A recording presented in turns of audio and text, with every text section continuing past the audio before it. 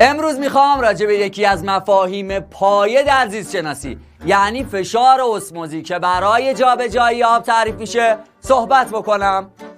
عجیبه این سری حرفی نزدی، سخنی، کلامی. من بیشتر درگیر فشار مالی در زندگیم و دیگر فشارها. آها، پس یعنی این نوع فشار به کار تو نمیاد اصلا. خیلی خب، حالا هر کسی فشار اسموزی به کارش میاد بریم با هم دیگه ببینیم کلیپو. هر محیطی که غلیظه دوست داره آب رو به سمت خودش بکشه، یعنی این محیط الان دوست داره آب رو به سمت خودش بکشه.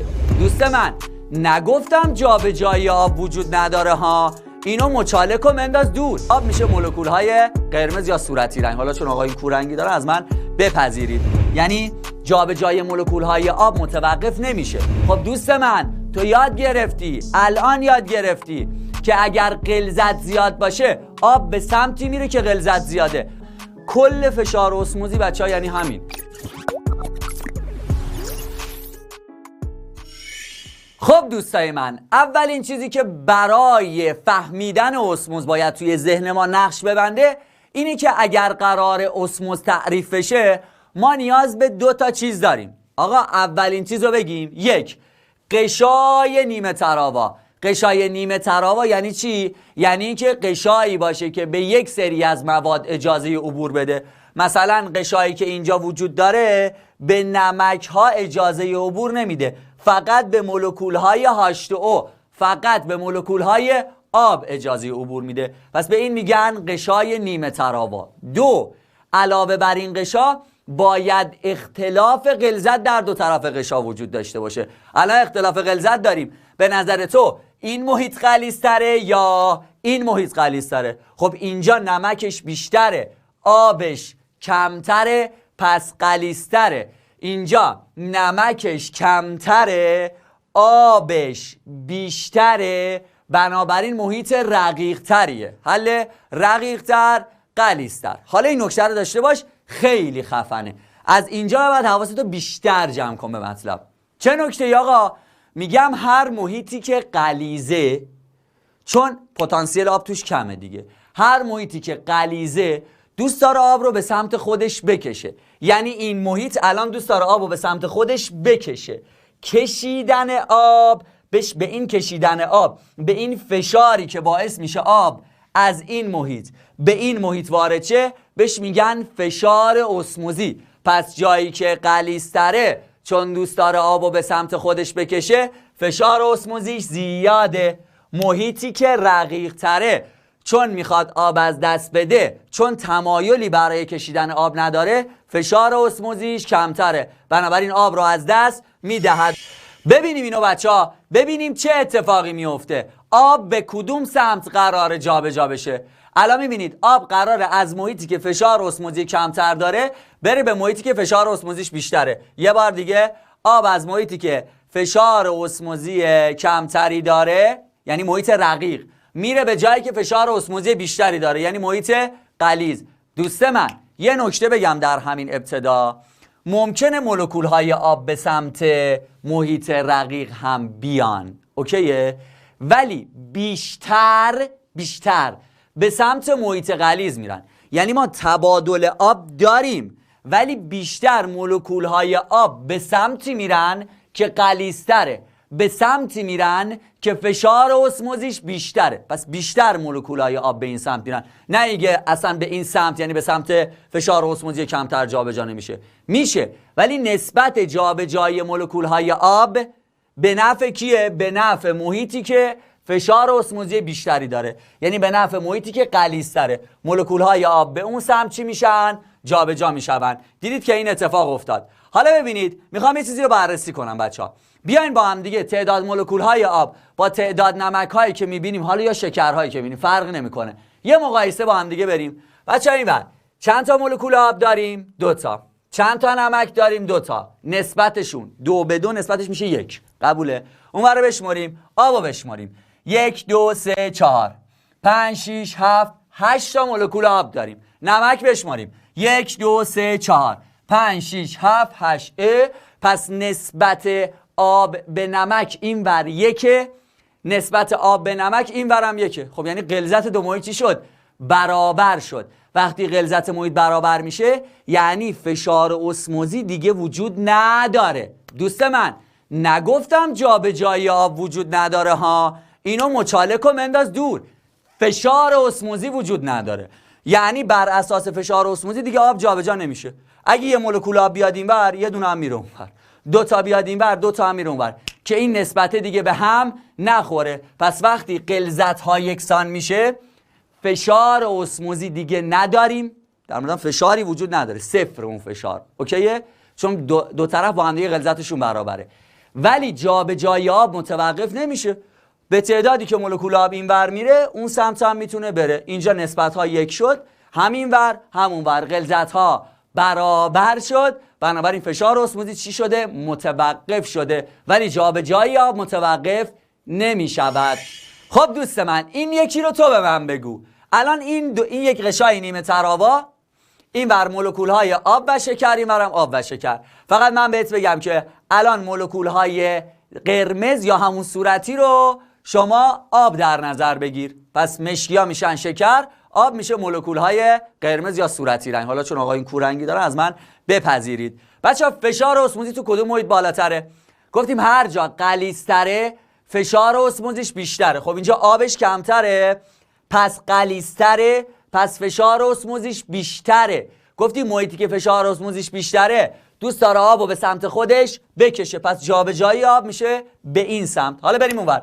اینجا چون مولکولای آبش بیشتره غلظتش کمتره، یعنی رقیق‌تره دیگه، پس فشار اسموزیش هم کمتره، دوست داره آب رو از دست بدهد. ببینیم با هم دیگه این اتفاق میفته یا نه بچه‌ها.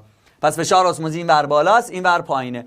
جابجایی مولکول‌های آب رو ببینید به کدوم سمته؟ به سمتی که فشار اسموزی بیشتره. وقتی فشار اسموزی برابر شد، یعنی متوقف شد، اینو بگم برابر شد نه، فشار اسموزی متوقف میشه دیگه، جابجایی می‌بینی به دو سمت داریم، یعنی جابجایی مولکول‌های آب متوقف نمیشه، جابجا میشن. اگه یه دونه میره اینور یه دونه هم میره اونور، ولی دیگه بر اساس فشار اسموزی نیست، چون فشار اسموزی متوقف شده، چون غلظت دو محیط چی شده؟ برابر شده است.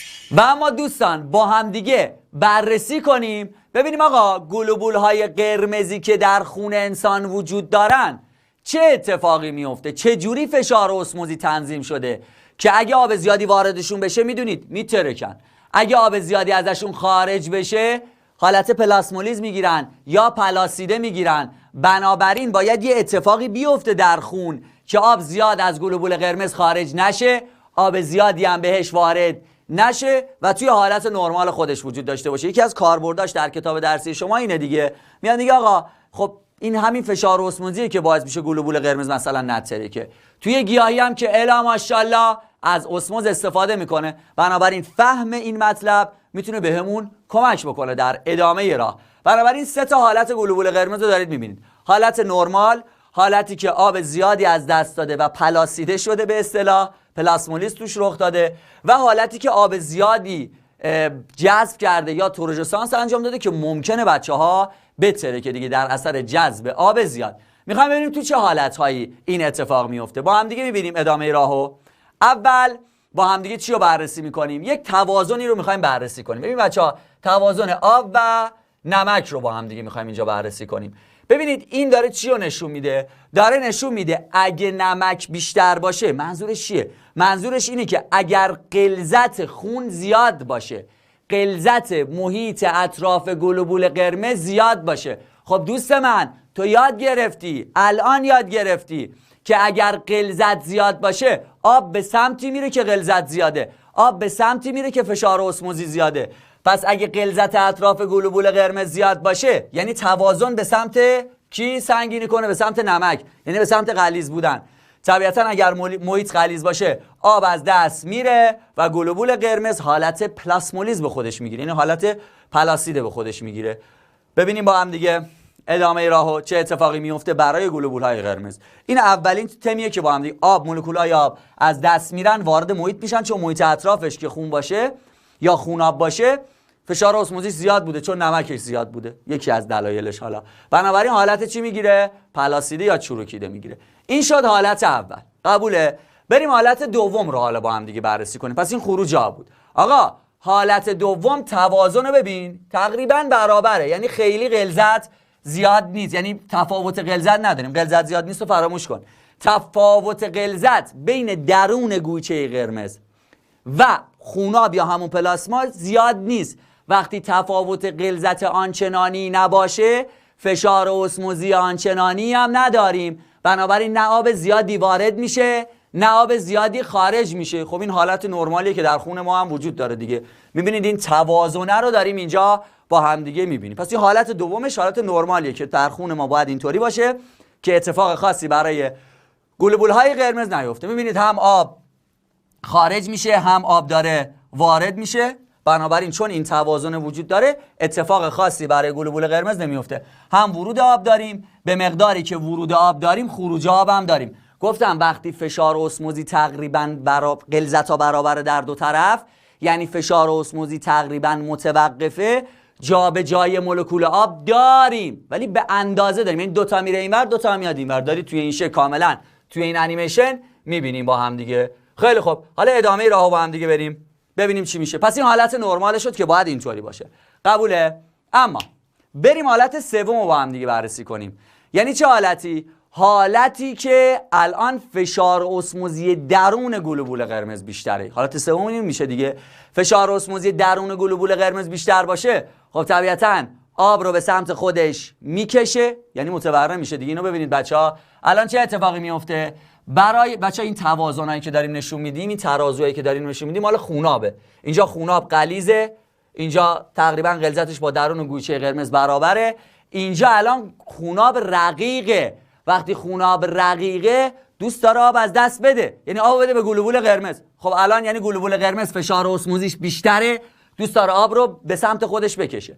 خوناب رقیقه یعنی فشار اسموزیش کمتره، دوست داره آب رو از دست بدهد. ببینیم با هم دیگه چه اتفاقی میفته. طبیعتا گلوبول قرمز اینجا متورم میشه و چون سلول های ببینید آب زیادی وارد میشه. چون سلول های جانوری هم بچه‌ها دیواره سلولی ندارن، توانایی مقاومت آنچنانی ندارن که دیوارشون بخواد کش بیاد. دیواره ندارن دیگه که بخواد کش بیاد و نترکه. بنابراین در اثر تروژسانس زیاد یا همان دریافت آب زیاد ممکنه که بترکه و تخریب بشه. سه حالت رو براتون بررسی کردم. کل فشار اسموزی بچه‌ها یعنی همین کلیت فشار اسموزی، هر آنچه که اینجا بود رو بهتون گفتم. یعنی اگر درک کنی که تفاوت غلظت میخوایم و غشای نیمه تراوا میخوایم و درک کنی که اگر غلظت ها برابر بشه فشار اسموز یا همون اسموز متوقف میشه ولی تبادل آب همچنان هست، به مقداری که به سمت چپ میره به سمت راست هم میرود. این باعث میشه که ما وقتی بریم تو سلول های گیاهی، بریم توی گردش مواد در گیاهان، خیلی راحت میتونیم درک بکنیم موضوع رو و انتقال مواد در گیاهان رو میتونیم به خوبی یاد بگیریم. این از یکی از مفاهیم پایه‌ای در زیست شناسی که دوست داشتم بگمش. خیلی گفته بودین توی نظرسنجی‌هایی که میذاشتم که اسموز رو بگم چون پایه بود و میتونست مباحث دیگر رو درگیر خودش بکنه. امیدوارم که خوشتون اومده باشه. فقط و فقط با انیمیشن گفتم این مبحث رو و هر چقدر که دوست داشتید برای دوستاتون بفرستید، لایک کنید، کامنت بذارید و ما هم انرژی مثبت میگیریم. روز به روز کلیپ‌های خفن‌تری براتون میسازیم. مخلصم.